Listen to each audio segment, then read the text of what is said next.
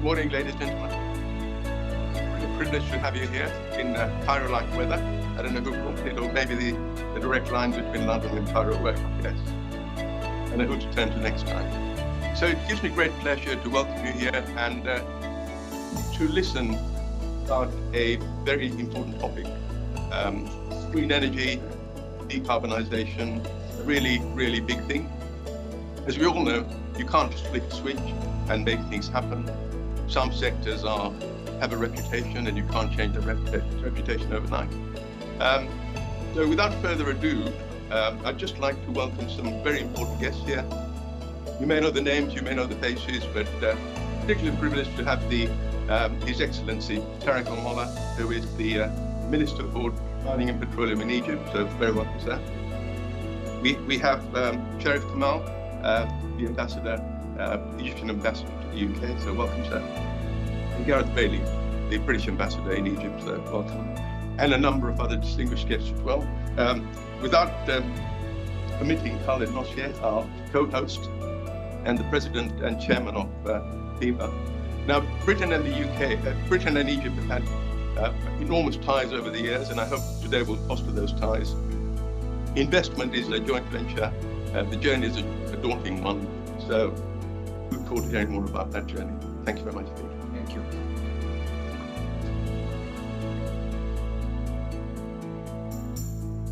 Ladies and gentlemen, on behalf of BIBA, I'd like to welcome you to our first event and the sectorial mission of this year, boost FDI trade between Egypt and the UK, and to work on a sustainable future. If you allow me to introduce BIBA. BIBA is basically the British Egyptian Business Association. We're an association open to membership for UK businesses, Egyptian businesses, and UK-based companies. We are working to promote FDI trade and collaboration between both countries, act as a platform to introduce partners, and to also work hand in hand with both governments to promote this bilateral relations. The global shift towards reducing carbon emissions and producing green energy, Egypt recognized the significance of that shift and has undertaken substantial efforts to promote the decarbonization and embrace renewable energy. And of course, it showed its commitment by hosting COP27 and taking initiatives, especially those spearheaded by our guest, His Excellency Engineer Tarek Molla. He initiated some initiatives that, of course, are credited to himself.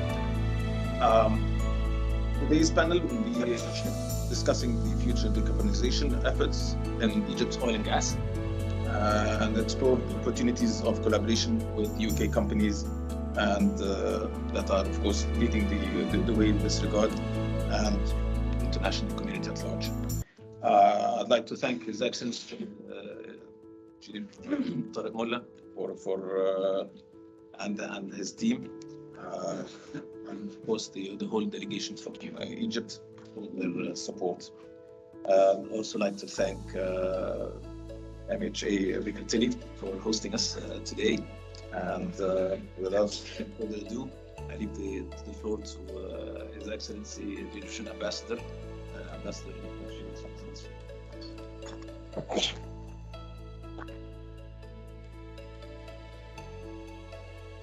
would like to start by thanking Baker Tilly for hosting us this morning and welcoming BIBA Chairman Khaled Nosher and the entire BIBA delegation for being here in London these 3 days. I would also like to extend a special welcome to His Excellency Engineer Tarek Molla, Minister of Petroleum and Mineral Resources, and thank him for taking part in some of the activities of this mission during his current visit to London.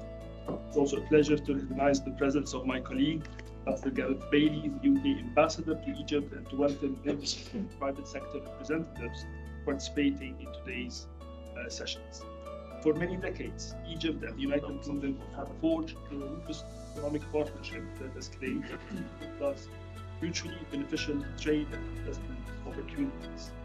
long-standing collaboration between Egypt and the United Kingdom in the energy sector has always been a force for and a fundamental component of our economic partnership. And today, as the world gradually approaches and embarks on energy transition, there are many new related opportunities for cooperation between both countries. At COP27 held last November in Sharm el-Sheikh, Egypt signed a number of MOUs with various international business partners, including from the UK, to advocate decarbonization and promote work towards a just and sustainable transition. Egypt has also embarked on a progressive plan to produce green hydrogen, which might hold great potential and benefits both domestically and internationally. But as more emphasis is put on low carbon investments, it is paramount to keep in mind that sustainability and developmental needs must go hand in hand. Over the last few years, Egypt has been repositioning itself as an energy hub, taking advantage of its natural resources, huge potential for renewable energy that is just starting to have its strategic location, proximity to a number of key markets, particularly in Europe. Egypt has also coupled these advantages with efforts to ensure that energy contributes to regional cooperation and took the lead in establishing the East Mediterranean Gas Forum, an unprecedented regional cooperation that in all these areas of activities, the private sector is a key and critical partner in Egypt's plans and efforts. It is therefore tremendously timely that BIBA has organized this sectoral mission to the UK to engage the British private sector and explain in more details what is Egypt's vision and objectives and what are its key priorities in order to identify new opportunities for further cooperation. And no one is better positioned to talk about all this than His Excellency Mr. Tarek Molla, and we are very appreciative of his presence here today. I wish you all fruitful discussions and hope we will open many doors for ever-expanding cooperation between Egypt and the UK. Now I think I'll pass on to Gareth.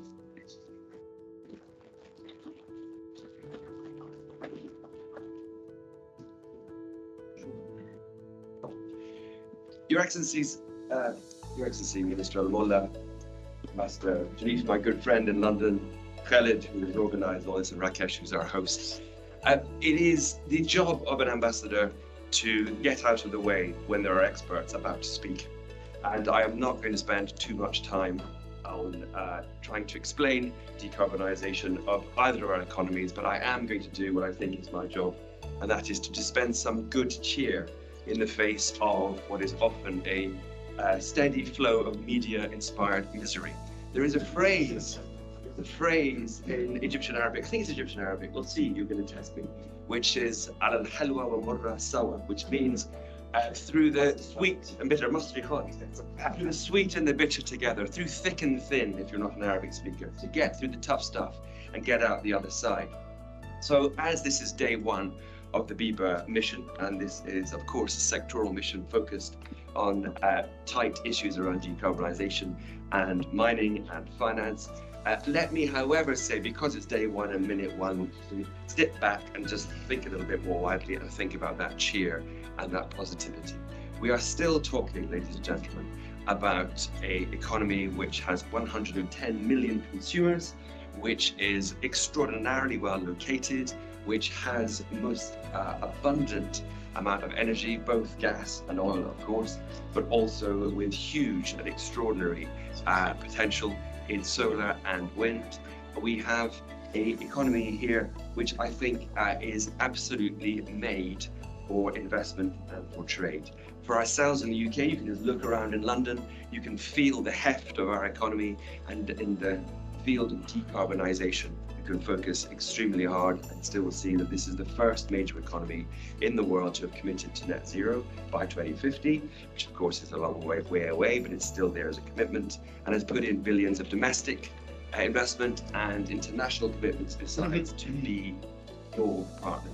So, Minister, I would suggest that it is our role to be natural partners, to be your partner of choice.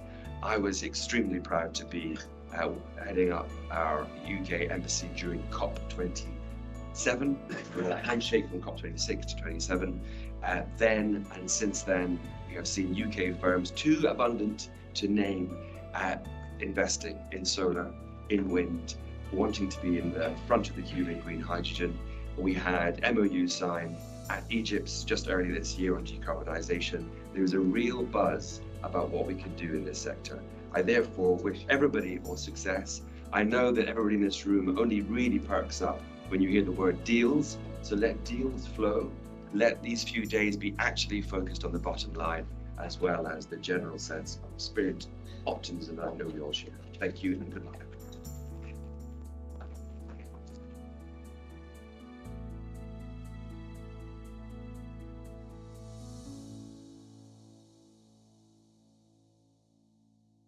I would like now to invite His Excellency to share a few words with us before we go to that.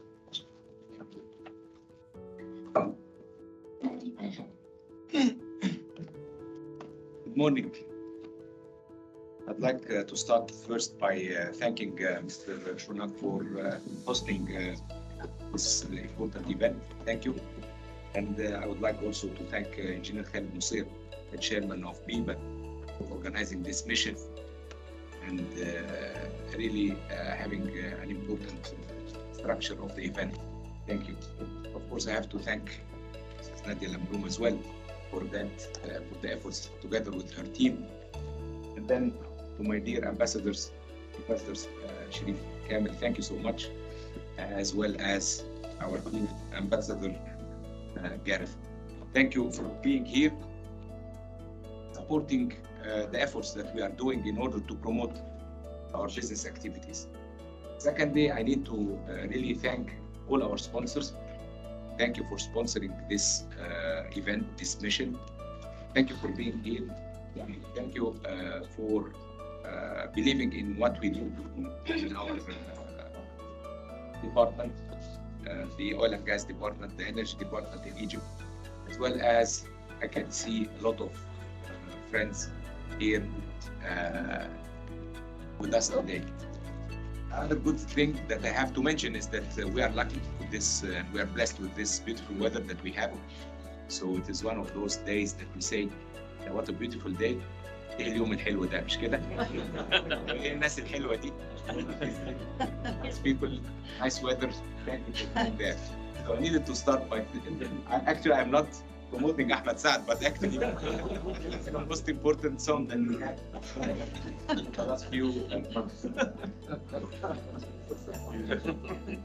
As I say, a lot of nice and dear friends to me are here together with us as part of the efforts promoting the business together with the UK, as well as discussing important topics that everybody is really interested in listening and to know where we are heading to, not only in Egypt, I mean globally, and together with the efforts, as His Excellency Ambassador Gareth was saying, COP26, over COP27, Sharm el-Sheikh, and then a continuation to the UAE for COP28, inshallah, with a clear roadmap.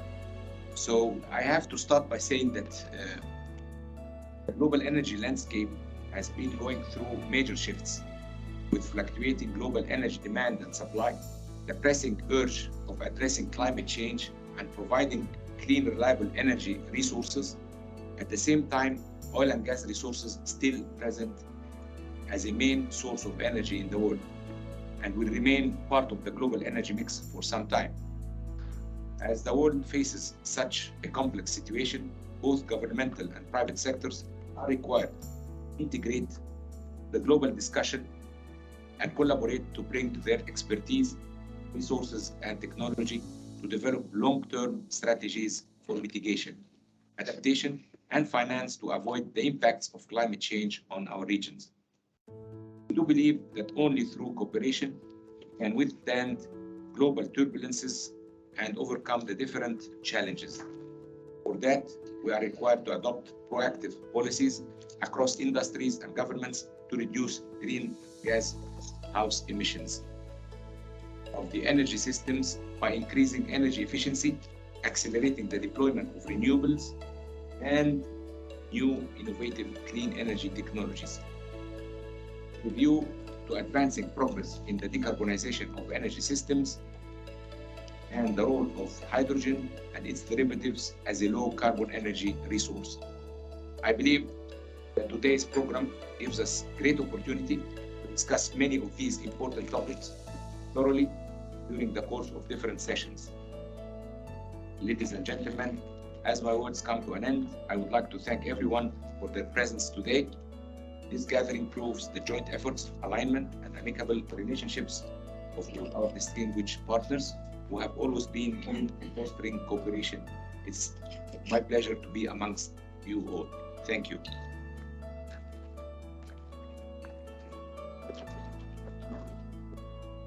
Your Excellency, I would like to call for the panel, please, to come to take your seat.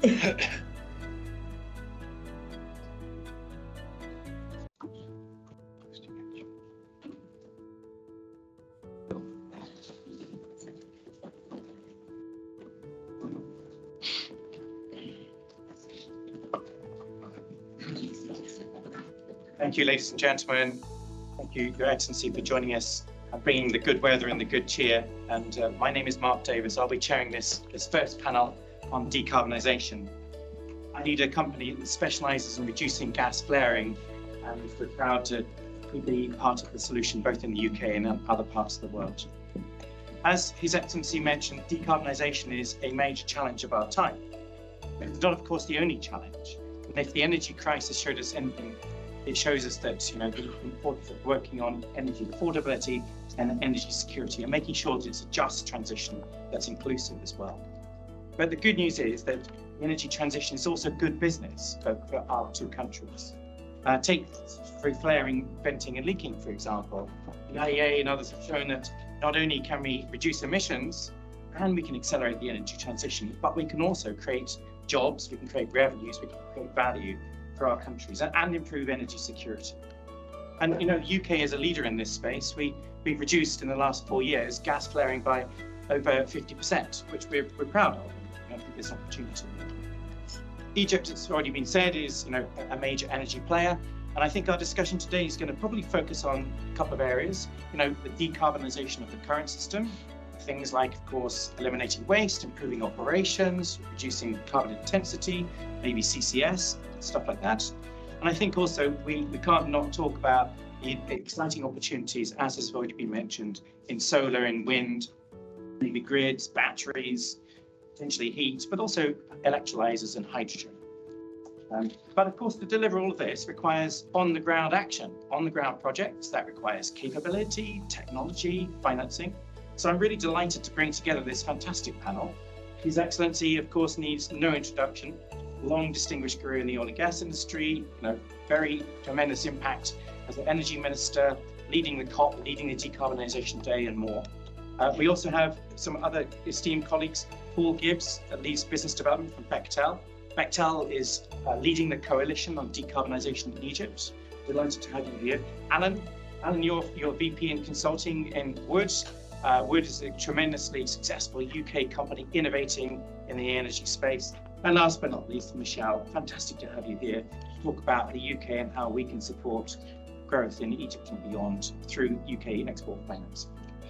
So with that introduction, Your Excellency, I'd like to give the first sort of question to you. You obviously had a monumental role in the super successful COP27. You led Decarbonisation Day. We really would love to hear about how you are thinking about the energy transition and decarbonisation in Egypt. Please tell us how you think of it. Thank you for the question. And actually, with this important topic, as you rightly said, when Egypt was honored to host the COP27, I think that we were focusing on doing something a little bit significant and different. I mean, for the energy side, and for that reason, actually, I really did a lot of hard work in order to make sure that we would be able to introduce somehow at one of the days the energy companies, especially when we talk about the oil and gas. Oil and gas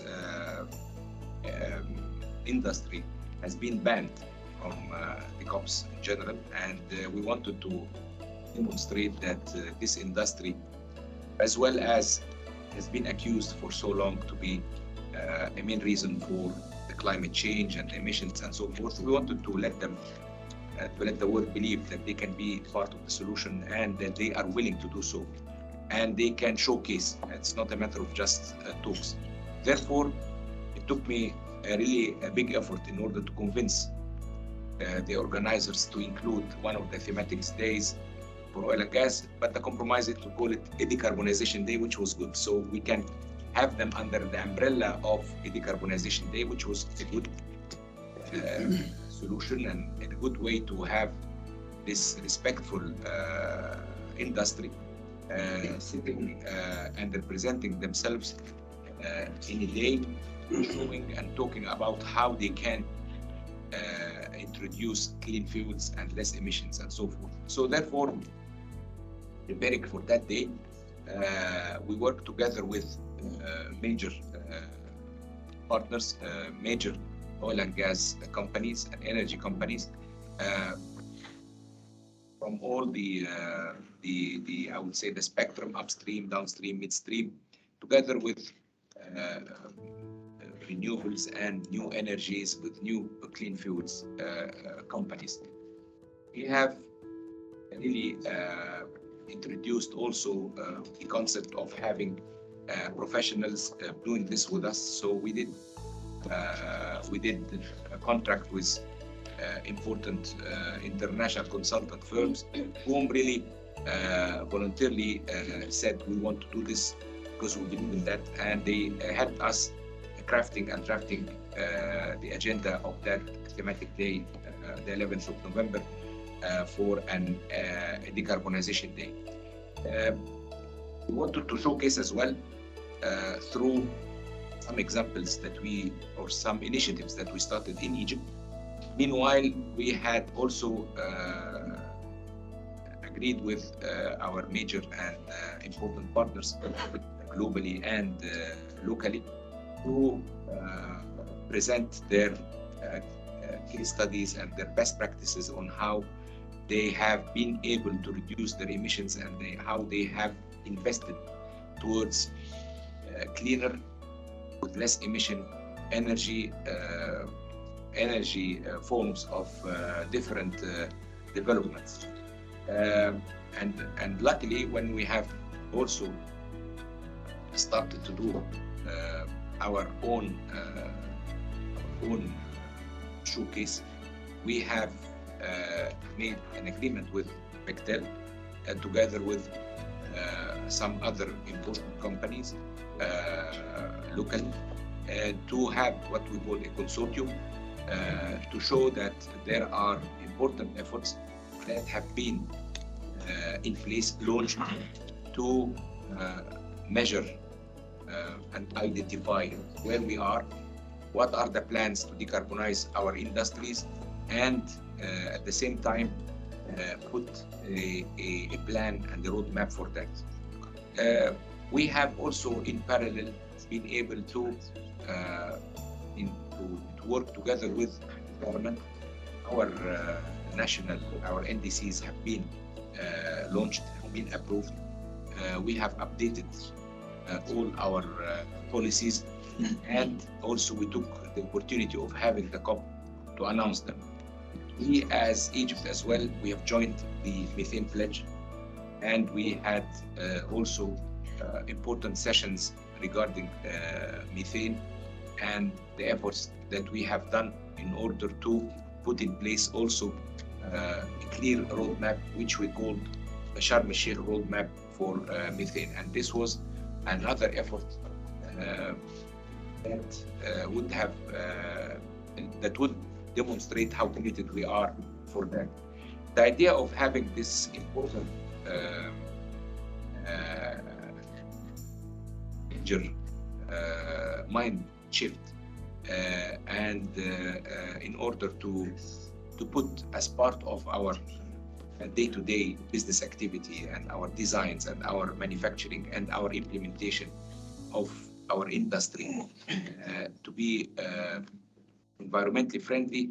This was a concept that was there for years, but now we are talking about with less emissions, more, I would say, sustainable way to implement those projects by introducing technology there. And when I talk about it like that, I wanted to say that this has opened a new chapter of opportunities for a private sector to join. And we have laid down many opportunities whereby upstream and downstream activities of different companies of different scales can have a big role in joining this new, I would say, opportunity of growing businesses. As we said at the beginning in my speech, oil and gas as fuel will be needed for some time until the complete transition is done. Meanwhile, what we need to demonstrate and what we need to do is to have these oil and gas products with less emissions, friendly, and I would say adaptable to to this transition phase. Therefore, what we are doing now, not only Egypt, but in general, the concept is that yes, we need more energy in all kinds and in all forms, in transition, in parallel, to reach the ultimate goal of, I would say, renewables with fuels and so forth, but with less emissions. So therefore, engagement of companies that provide technologies is very important. What we also need is concessionary funds. This is part of how we do it. We cannot get it alone without having to engage the private sector with us. Private sector would be the catalyst for receiving and to growing this, I would say, category of industries with us, and that will help the funds and different, I would say, international ECAs to work together, helping the development of this kind of new technologies, which really is not now easy for multinational companies, the standard oil and gas companies to have. So private sector is there. The change that we have seen in all major oil and gas companies have included in their portfolios renewables, and part of their transition is to have in their mandate and targets dates to have renewables in their portfolio mix of activities. Meanwhile, we will all be committed to the how do you say it?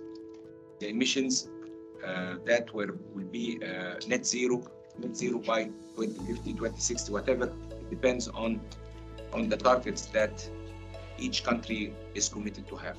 So having all that together has helped has helped us obey these messages during the COP. And I think that COP27 was, I would say, a turning point whereby this kick off a new chapter. Therefore, when we see that the next host will be the UAE. UAE is an oil and gas country, but how would they endorse such transition? Proving that no, they are growing also in the renewable, in the clean fuels, hydrogen, and whatever. But meanwhile, maintaining together with similar and alike countries, industries, maintaining the production of oil and gas, which the world is still in need, however, with less emissions. So I think that this is an important message that I think that we went out of COP27 well received, and message was there here in the sky and in the world, whereby the just transition for such economies, especially when we were talking about Africa, with this important industry is on track. I think perhaps I spoke a lot, but nevertheless, I wanted to cover most of the efforts that have been done last few months, actually last couple of years. Your Excellency, thank you very much for such a comprehensive overview, but also for the leadership you showed at COP27. You put the world in a good state for COP28, and there's much to unpick about what you said. So I'd like to explore some of the themes, with you. Paul, I think first question to you. Second question to you, sorry. The Minister mentioned the work on the Decarbonisation Coalition. I'm